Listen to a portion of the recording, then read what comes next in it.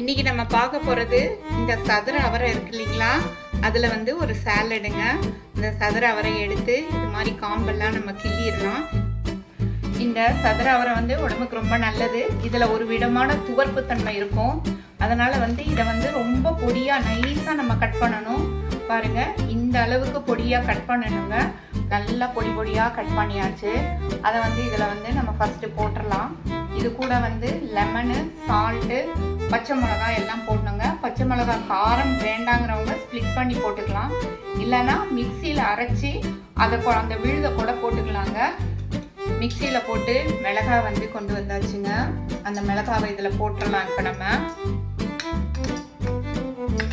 நான் வந்து ஒரு 2 சில்லி வந்து இது மாதிரி அரைச்சி வச்சுருக்கேன். அதுக்கப்புறம் உப்பு போட்டுடுறேன்.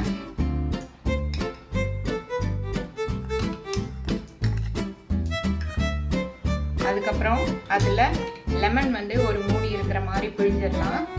பிழிஞ்சிட்டு இதுக்கு வாசனை தர்றது வந்து தாளிப்பு தாங்க. ஒரு அரை ஸ்பூன் எண்ணெய் போட்டு அதில் கொஞ்சமாக ஒரு 10 கடுகு போட்டு 1/2 ஸ்பூன் கடுகு போட்டு தாளிச்சிடலாங்க. இப்போ நம்ம இதை நல்லா கலந்துட்டோம்னா சூப்பரான ஒரு சுவையான சதுர அவரைக்காய் சாலட் நம்மளுக்கு ரெடி ஆயிருங்க. இது உப்புமா வெரைட்டிஸ்க்கு, சாதத்துக்கு, பருப்பு சாதத்துக்கு எல்லாம் தொட்டு சாப்பிட்டா ரொம்ப நல்லா இருக்கும்.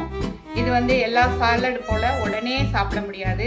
இது கொஞ்சம் ஊறணும். ஒரு 1 hour வந்து நல்லா ஊறிச்சுன்னா ரொம்ப ரொம்ப சுவையாக இருக்குங்க. தேங்க்ஸ் ஃபார் வாட்சிங் அவர் கிராண்ட்மாஸ் கிச்சன். தேங்க்யூ.